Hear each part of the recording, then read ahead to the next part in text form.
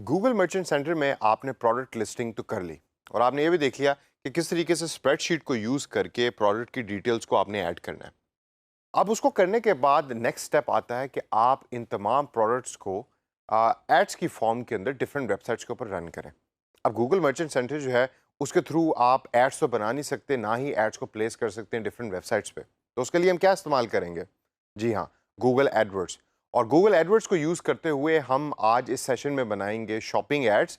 Shopping ads के अंदर तमाम डाटा जो गूगल एडवर्ड्स है वो ले तो रहा है गूगल मर्चेंट सेंटर से, और गूगल मर्चेंट सेंटर में डाटा आप खुद इनपुट कर रहे हैं उसकी स्प्रेडशीट और एक्सेल फॉर्म के अंदर।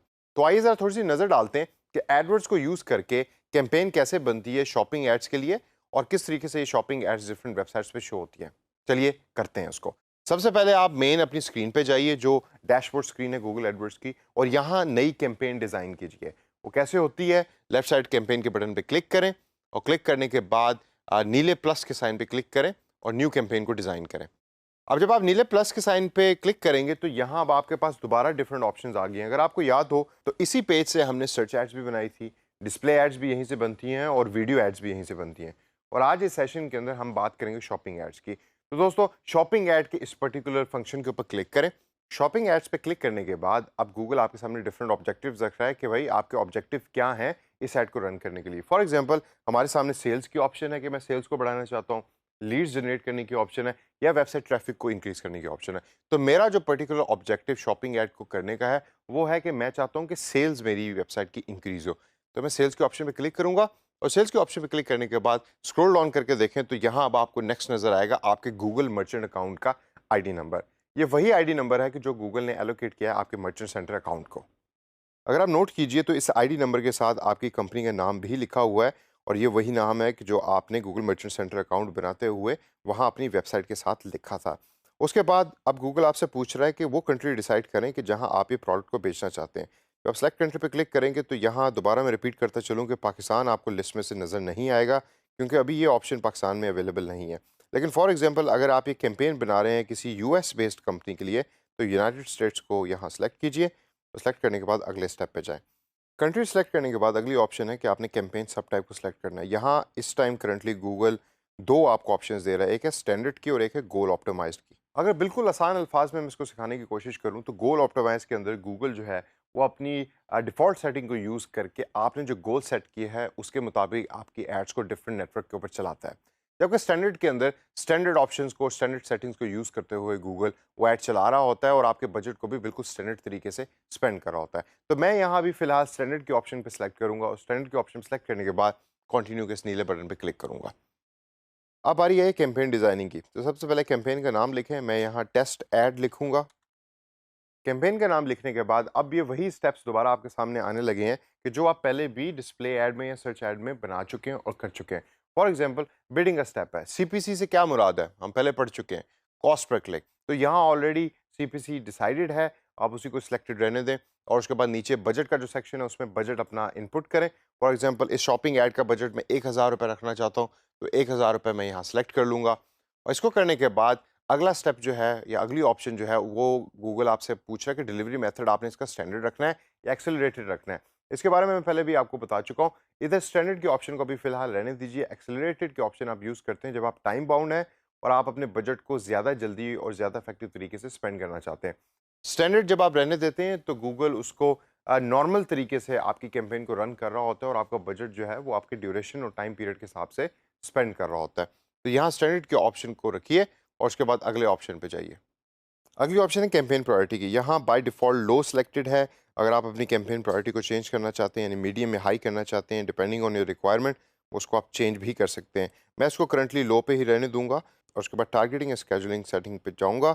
अब यहाँ नेटवर्क के अंदर गूगल अभी शो ये कर रहा है कि मेरे तमाम सर्च नेटवर्क्स के ऊपर मेरी ये एड्स चलेंगी, और इंक्लूड गूगल सर्च पार्टनर्स जो है वो इधर एडेड है।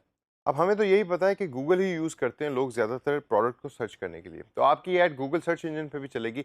लेकिन इसके अलावा अगर गूगल के कोई और पार्टनर्स भी हैं कि जो प्रोडक्ट सर्च के लिए यूज़ होते हैं, वहाँ भी आपकी एड्स गूगल ऑटोमेटिकली प्लेस कर रहा होगा।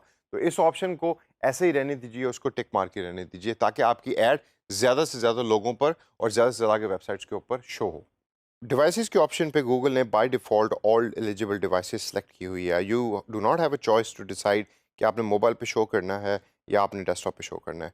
लोकेशन के अंदर दोबारा आप सेलेक्ट करते हैं कि आपने कौन सी कंट्री के अंदर इन एड्स को शो करना है। करंटली आपने यूएसए को सिलेक्ट किया हुआ था, जिसकी वजह से टारगेटेड लोकेशन यूएस आ रही है और रीच भी उसके सामने बता रहा है कि एस्टिमेटेड रीच आपकी ऐड की ये हो सकती है। इस नंबर का मतलब ये कतई नहीं है कि आपकी ऐड जो है वो इतने लोगों तक पहुंचेगी। ये सिर्फ गूगल आपको बता रहा है कि आपकी ऐड इतने लोगों तक पहुंच सकती है।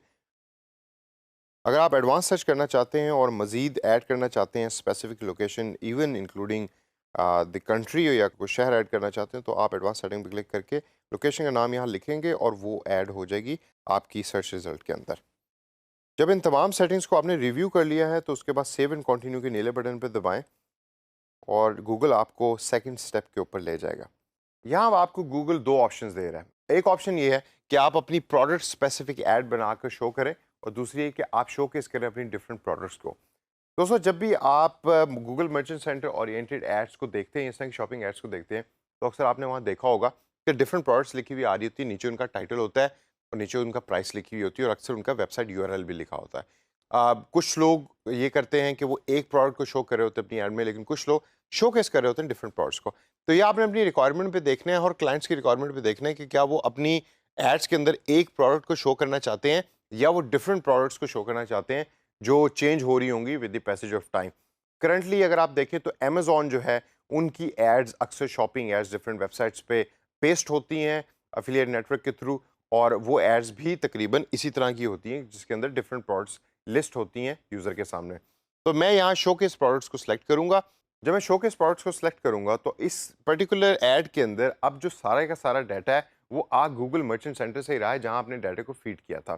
तो वो प्रोडक्ट्स को ऑटोमेटिकली डिसाइड करेगा कि कौन सी प्रोडक्ट की पिक्चर यूज़ करनी है और उसकी डिटेल यूज़ करनी है, and it will keep on changing with the passage of time. इसके बाद नीचे ऐड ग्रुप का नाम लिखें, फॉर इंस्टेंस टेक्स्ट ग्रुप मैं यहाँ लिख सकता हूँ because this is the test ad. और टेस्ट ग्रुप लिखने के बाद अगला ऑप्शन है कि आपसे अब गूगल पूछ रहा है कि भाई आपने बिडिंग मैक्सिमम कितनी करनी है कॉस्ट पर क्लिक के लिए। तो मैं यहाँ फॉर एग्जांपल लिखूंगा 10 रुपये, कि मैं 10 रुपये से ज़्यादा स्पेंड नहीं करना चाहता शॉपिंग ऐड के ऊपर। और उसके बाद अगली ऑप्शन अब गूगल मुझसे पूछ रहा है कि क्या वो मैं तमाम वो प्रोडक्ट्स को यूज़ करना चाहता हूँ कि जिनका डाटा मैंने गूगल मर्चेंट सेंटर में एंटर किया था, क्या वो उन तमाम प्रोडक्ट्स को यूज़ करना चाहता हूँ मैं शोकेसिंग के लिए, या कोई सिलेक्टेड प्रोडक्ट्स उनमें से हैं जिनको मैं अपनी एड्स के अंदर दिखाना चाहता हूँ। तो फॉर एग्जांपल मैं वो तमाम प्रोडक्ट्स को यूज़ करना चाहता हूँ और मैं चाहता हूँ कि गूगल उसको रैंडमली और अपने तौर के ऊपर बिल्कुल पिक करे। तो इस ऑप्शन को सिलेक्ट करने के बाद मैं सेव एंड कंटिन्यू के नीले बटन पर क्लिक करूँगा।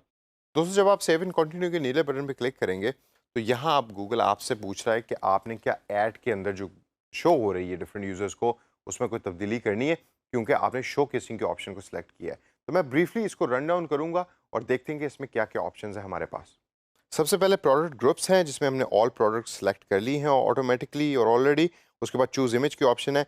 यहाँ जो आप हेडर इमेज के अंदर इमेज को अपलोड करेंगे तो राइट साइड प्रीव्यू में अगर आप देखें तो अपलोडेड इमेज की जगह पे वो हेडर इमेज अपीयर हो रहा होगा। लेकिन अगर आप ये चाहते हैं कि आप यहाँ कोई एक अलग से इमेज अपलोड नहीं करना चाहते और आप चाहते हैं कि आप ही की एक प्रोडक्ट का इमेज यहाँ शो हो रहा हो, तो आप लेफ्ट साइड से प्रोडक्ट इमेज के ऑप्शन पर क्लिक करें। तो अब अगर आप राइट साइड पर नोट करें तो इमेज फ्रॉम प्रोडक्ट डाटा की ऑप्शन यहाँ आ गई है, and now you will not be able to upload any other picture। Image from product data का मतलब ये है कि ये वही इमेज है कि जिसका लिंक आपने स्प्रेडशीट में गूगल मर्चेंट सेंटर में दिया था। तो ऑटोमेटिकली गूगल जो है वो इमेज वहाँ से पिक कर रहा होगा और यहाँ पोस्ट कर रहा होगा based on what that user has been searching. तो अगर आपकी वेबसाइट के ऊपर आप शूज़ भी बेच रहे हैं और शर्ट्स भी बेच रहे हैं और उस टाइम एक पर्टिकुलर यूज़र शूज़ के बारे में सर्च कर रहा है, तो यहाँ इस पर्टिकुलर इमेज में सिर्फ शूज़ की पिक्चर आपके उस डाटाबेस में से अपीयर हो रही होगी। अदरवाइज अगर शर्ट्स के बारे में सर्च कर रहा है तो शर्ट्स की इमेज यहाँ सर्च हो रही होंगी। ऐड टेक्स्ट को आप चेंज कर सकते हैं। राइट साइड पे अगर आप नोट करें, जब भी कोई आपकी ऐड पे क्लिक करेगा यानी कि एंगेज करेगा आपकी ऐड के साथ, तो उसके सामने ये वाली स्क्रीन अपीयर होगी। और इस स्क्रीन को आप अगर गौर से देखिए तो बेबी फॉक्स क्लोथिंग कंपनी के नीचे जो हेडलाइन है इसको आप यहाँ चेंज कर सकते हैं और डिस्क्रिप्शन टेक्स्ट को भी आप चेंज कर सकते हैं। तो अगर मैं यहाँ लिखता हूँ हेडलाइन के अंदर बेस्ट टी शर्ट्स और डिस्क्रिप्शन के अंदर गुड क्वालिटी अगर लिखता हूँ, तो आप देखिए राइट साइड के ऊपर वो तमाम चीज़ें जो हैं वो अपडेट हो रही हैं। और अब प्रीव्यू के अंदर जब भी कोई आपकी ऐड के साथ एंगेज करेगा तो ये चीज़ें यहाँ पे होंगी। अपलोडेड इमेज के अंदर ये वही प्रोडक्ट का इमेज आ रहा होगा कि जो रैंडमली गूगल डिसाइड कर रहा होगा आपकी डाटाबेस को देखकर। यहाँ आप अपनी फाइनल वेबसाइट का एड्रेस लिखेंगे। ये वो वेबसाइट है जिस पर यूज़र ऐड पर क्लिक करने के बाद लैंड करेगा। और डिस्प्ले यूआरएल में भी आप अपनी वेबसाइट का एड्रेस लिख सकते हैं।